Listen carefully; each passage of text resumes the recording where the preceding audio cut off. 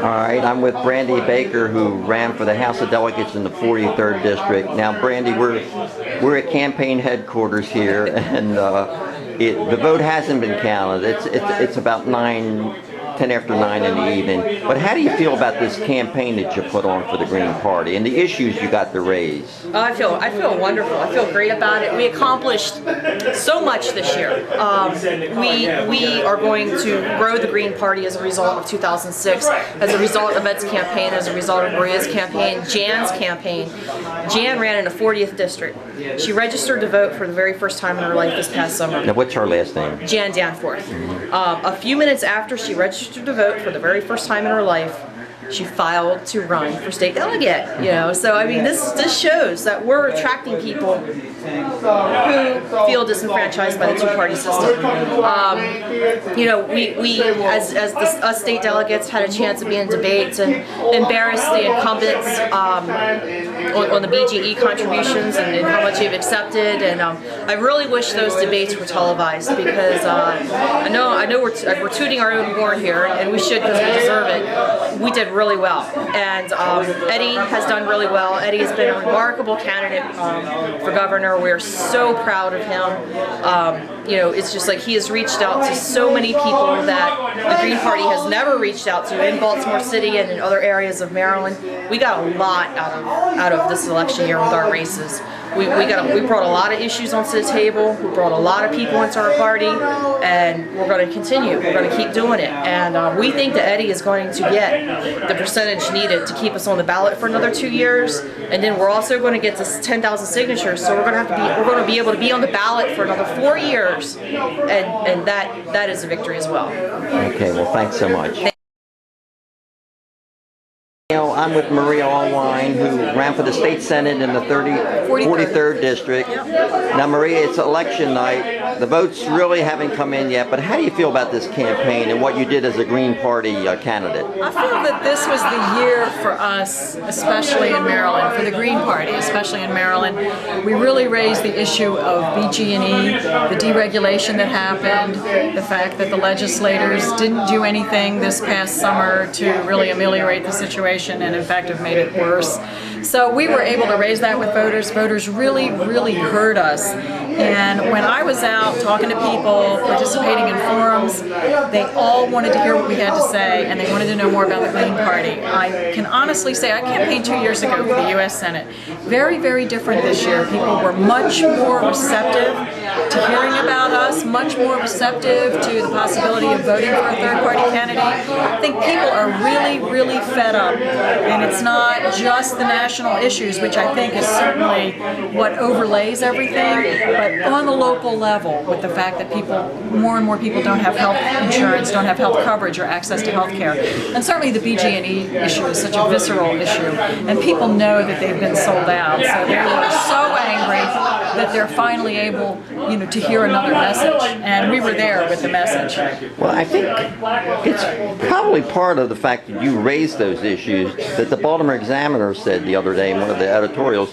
Don't vote for this candidate and that candidate because they voted for deregulation. So it must have paid off. Well, we said that. I mean, Brandy Baker and myself, when we were at forums, that's exactly what we said. We said it with the incumbents there, with Kurt Anderson, Anne Marie Dory, Maggie McIntosh, Joan Carter Conway said, you guys voted for deregulation. And those of you that didn't, and it was Joan Carter Conway that did not do anything this past summer to bring real rate relief, to at least re-regulate or institute rate caps. They didn't do any of that. We said they should be voted out of office. We got a lot of applause when we'd say that. I mean, that's how people feel.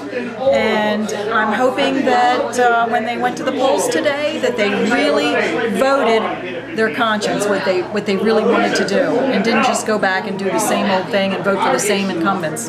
Okay, thanks a lot, Maria, and good luck. Thanks. No relation to the senator. Okay, I'm with Jan Danforth, who put herself up for the House of Delegates in the 40th District. Green Party. Green Party. And Jan, was this your first time running for office? It's not only my first time running for office, first time I've ever voted in my life. Okay. So in the campaign, what happened in the campaign? Did you get anything out of that running? You feel like you... I came in at the advice of Miles Hunnick, Brandy Baker's husband, he was telling me that it was not a campaign at all. I was just a placeholder, a name on the ballot. And I didn't have to campaign, fundraise, none of it. So, didn't raise any funds, had no lawn signs, no robot phone calls, nothing, no advertising. I haven't raised $1. But you did get out, you made some talks, you talked to people, and got a chance to talk about the I felt issues. kind of silly just sitting there, and people were sending questionnaires left and right, and surveys, invitations to forums. So I went to a few forums, and I answered a few surveys and questionnaires, yes. And as you got around and started to meet the people, did you get a bigger feel for the campaign and what the Green parties were trying to do? It's the same thing everywhere in the in Baltimore City. It's the same problems. It's the same problems on my block as it is in my neighborhood, as it is in my city council district, as it is in my state district. It's the same problems. Everybody's got the same problems. Like crime, the economy. Yeah, litter. I mean, you know, you get up into Park Heights, which is part of my district. They want to know why they have like 15 packaged liquor stores within a 1.5 mile radius, and they accuse the liquor board of having, you know, being corrupt, and that's why they feel it brings the neighborhood down. Stuff like that. I mean, it's still the same. I mean, my neighborhood, it's the crime, it's the grind. You know, people who aren't involved, don't even do anything more than go to work, come home, and stay in their houses. Don't clean up their back alleys, things like that. Are you glad you ran? Oh, this is the weirdest field trip I have ever been on, and I don't think it's over yet. Yeah,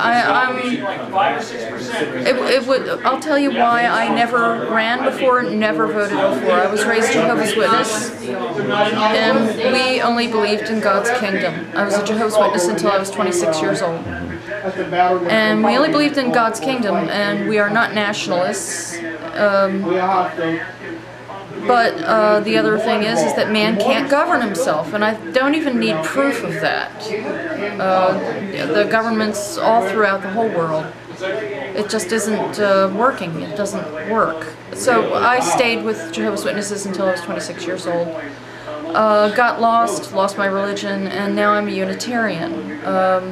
And you always hear that line that the sign of insanity is doing the same thing over and over again, expecting different results. So it was a very big step for me. I have some leftover things from being a Jehovah's Witness. I will not pledge the flag. I'm not a nationalist. I'm an earthling. I won't take blood transfusions. I won't allow my daughter to have a blood transfusion. Good reasons for that. But when it came to registering to vote, that was a big jump over a big chasm. And I prayed about it for a few days, and the feeling came back that, go ahead, let's see what happens. So, yeah, I'm glad I ran. Okay, well thanks Jan. Thank you. Appreciate it, and good luck. Thank you.